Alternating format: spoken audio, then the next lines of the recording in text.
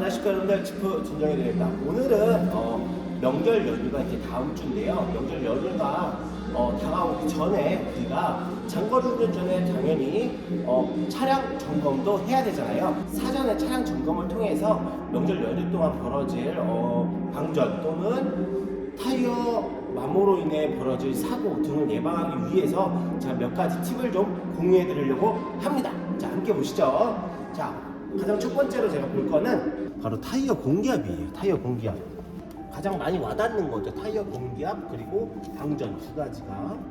자, 차량 정보에 보시면은 36, 35 PSI 공기압이 평균적으로 35 정도가 들어가 있는 걸 확인하실 수가 있고요. 당연히 타이어 마모도도 우리가 확인을 하셔야 되는데,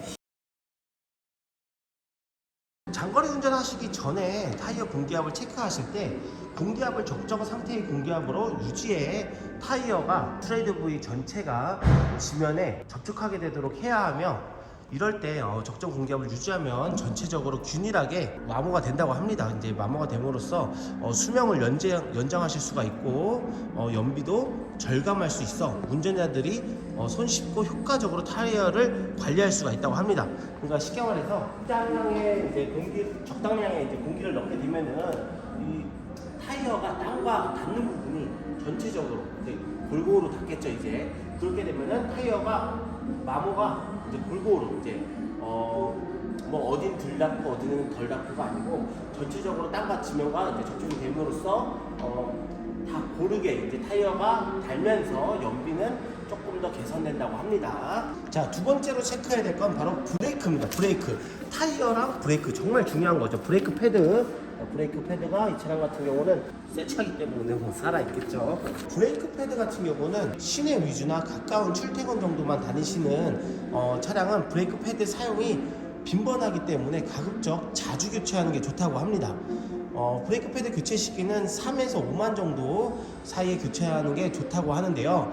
만약에 브레이크 패드가 교환한 지 얼마 안 된, 또는 내가 이게 새 차인데 브레이크 패드에서 소음이 날 경우, 이거는 브레이크 패드가 마모되어 소음이 발생된 게 아니고 패드의 표면에 이물질 또는 더러운 것들이 묻어서 소음이 나는 경우도 있다고 합니다. 브레이크 패드를 확인하실 수가 있죠.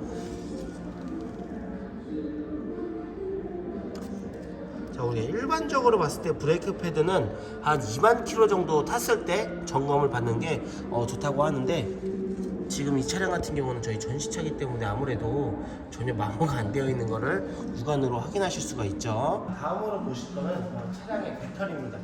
자, 배터리는 3년을 주기로 교체하는 게 좋다고 하는데, 그 전에도 방전이 나실 수가 있어요. 우리가 사용 습관 또는 뭐 블랙박스, 뭐 하이패스, 각종 뭐 전기가 들어가는 제품을 사용을 올바르게 하지 못했을 때, 그때 방전이 나는 경우도 있는데요.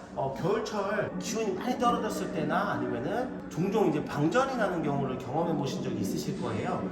저 같은 경우는 차량에 배터리가 방전이 났을 때 보험가입해 있는 이제 긴급 출동 서비스를 부르게 되는데요. 긴급 출동 서비스가 와서 차량을 점프를 때렸어요. 점프를 떠주고 이제 일시적으로 이 증상을 해결해주고 간단 말이에요. 그 다음에 저희는 어떻게 해야 되냐면은, 차량에 보증이 남아 있으면 이 배터리는 저희가 보증에 해당되는 제품이기 때문에 무상으로 교환해 드릴 수가 있고요. 만약에 보증이 안 되는 차 또는 다른 지프가 아닌 다른 브랜드의 차량 같은 경우에는 그 네이놈에 이렇게 막 검색을 해보시면은 네이놈에 잘 나와 있습니다. 뭐 배터리, 중고 배터리, 새 배터리 하면서 배터리 가게가 나와 있는데, 전화를 해보시면은 배터리를 뭐 싸게는 뭐 3만원, 뭐 비싸게는 10몇만 원의 수입차들도 교환을 받으실 수가 있습니다. 그리고 또 한 가지는 엔진 오일인데요. 엔진 오일이, 자, 여러분들 엔진 오일 색깔이 어떤 색인지 아시나요?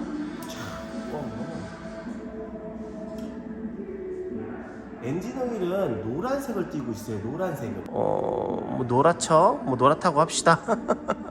자, 엔진 오일 같은 경우는 처음에 교환을 했을 때 노란색 또는 짙은 노란색을 띠고 있습니다. 뭐 종류 따라 뭐 조금 다르긴 하겠죠. 근데 엔진 오일 같은 경우는 차를 주행하면서 점점 짙은 갈색, 노란색이 점점 어두워질 거예요. 짙은 색으로.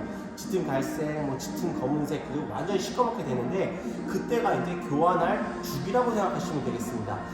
요즘 나오는 저희 수입차들 또는 국산차들 같은 경우는 엔진오일 수명이 있을 거예요. 수명 게이지가 100%에서 50%, 40% 점점 줄어드는데 이거는 엔진오일 양이 줄는 게 아니에요. 엔진오일이 줄어들면 안 됩니다, 여러분. 이건 문제가 있는 거예요. 엔진오일이 새는 겁니다. 엔진오일 같은 경우에는 한 10,000km 정도. 저는 이제 10,000km마다 딱딱 잘라서 5만, 6만, 7만, 8만 해가지고 교환하는 거를 저는 권장하고 있어요. 왜냐면은 주행이 많으신 분들 같은 경우는 막 5, 6천에도 교환하시는 분들도 있는데 10,000km마다 교환하면은 까먹을 일은 없잖아요. 그리고 저희가 주행이 그렇게 많은 것도 아니기 때문에 10,000km가 전 적당하다고 생각하고 있습니다. 근데 이제 뭐 그냥 동네인데 보증이 안 되기 때문에 동네에다 이제 전화해 보면은 한 20,000km대 오시라고 하시는 분들도 계세요. 그래서 이거는 조금 개별 좀 차이가 있는 것 같습니다. 근데 저희는 이제 연료 게이지가 이제 한 10% 밑으로 떨어졌을 때 그때가 이제 교환 주기가 맞겠죠, 여러분들. 자, 냉각수 체크입니다. 냉각수.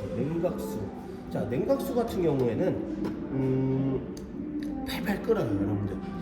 우리가 냉각수 경고등이 뜨게 되면은 당황해가지고 옛날에는 제 주변에도 아마 있을 거예요, 어르신분들이 물이나 생수 막 떠다가 이제 막 수돗물 갖다 넣으신단 말이에요, 급하게.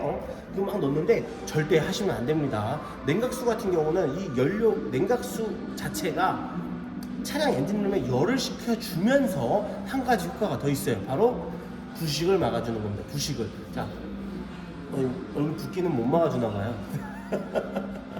냉각수는 보충이 만약에 뜨면은 우리가 서비스센터 들어오셔도 되지만 근처에 있는 카센터 가가지고 아니면 공업사 가서 냉각수 경고등이 떴는데 혹시 보충 좀 조금 해주실 수 있냐고 물어보시면은 쓰다 남은 거 있으실 거예요. 이렇게 말통으로 그거 조금 부어주시면은 우리 운행하시는데 지장 없으실 겁니다. 저는 그렇게 해가지고 제가 한 2번 정도 도움을 받은 적이 있습니다. 우리가 이제 냉각수를 사기에는 또 금액적인 부분이 조금 있잖아요. 그래서 또 전체적으로 교환을 근데 이제 그렇게 보충을 받고도 얼마 안 있다가 냉각수가 또 뜬다고 하면은 냉각수가 새거나 아니면 뭔가 문제가 있다는 거예요.